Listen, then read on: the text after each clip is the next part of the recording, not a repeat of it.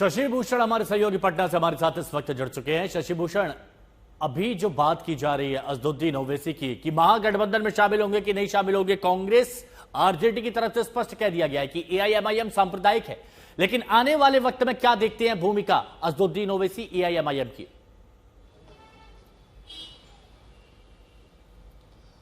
हिमांशु, देखिए, जिस दिन ये ऑफर दिया गया था, मतलब एक लेटर भेजा गया था जो ओवैसी की पार्टी के प्रदेश अध्यक्ष हैं अख्तरुल इबान, उनकी तरफ से आरजेडी सुप्रीमो लालू प्रसाद यादव को, उसी दिन ये तय था कि ये होने वाली नहीं है, ये अलायंस में कहीं ओवैसी की पार्टी को जगह मिलने वाली नहीं है। एआईएमआईएम जो है उस महागठबंधन का हिस्सा नहीं होगी जिसमें आरजेडी या कांग्रेस और वाम दल हैं।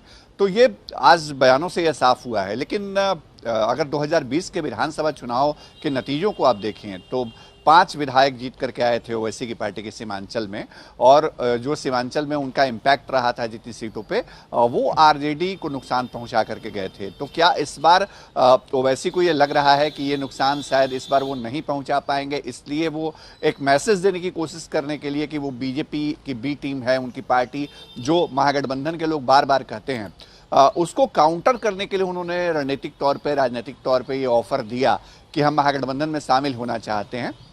और जवाब में आरजेडी ने यह साफ कर दिया कि आप हैदराबाद में हैं, हैदराबाद आपकी राजनीतिक जमीन है, हम वहां चुनाव लड़ने नहीं जाते हैं, इसलिए आप बिहार अगर आ रहे हैं तो ये गलत है, और बिहार में आप ऐलान कर दीजिए अगर आप मदद करना चाहते हैं महागठबंधन को और सेकुलर फोर्सेज को, तो आप ऐलान कर दीजिए कि आप यहाँ चुनाव नहीं लड़ेंगे। तो एक जो राजनीति है चुनाव के लिहाज से वो ये हो रही है मानसू कि ओवैसी मैसेज देने की कोशिश कर रहे हैं कि उनके ऊपर या उनकी पार्टी के ऊपर जो आरोप लगते हैं कि वो बीजेपी की बी टीम है, उस आरोप को काउंटर कर सकें। और दूसरी कोशिश ये है कि ओवैसी को दूर रखा जाए और लगातार ये मैसेज दिया जाए कि उनका मकसद सेकुलर वोटरों का बिखराव ही है बिहार के अंदर।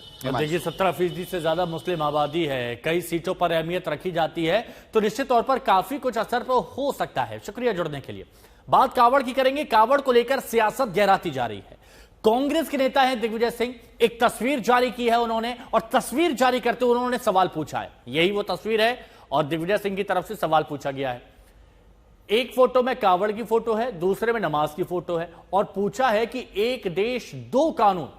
तो बीजेपी ने कहा है कि वो हिंदू धर्म का अपमान कर रहे हैं, सनातन को बदनाम कर रहे हैं। ये देखिए, दिग्विजय सिंह की तरफ से ये पोस्ट किया गया कि एक देश कौमा दो कानून। अब एक तरफ कावड़िए, दूसरी तरफ नमाज। अब इसको लेकर चिकित्सा शिक्षा मंत्री मध्य प्रदेश के विश्वास सारंग का भी बयान आया है। मौलाना दिग्विजय सिंह केवल सनातन का विरोध करते हैं, कावड़ यात्रा जैसी पावन पर्व को भी वो विवादास्पद करना चाहते हैं, पर उनसे और कुछ अपेक्षा नहीं है।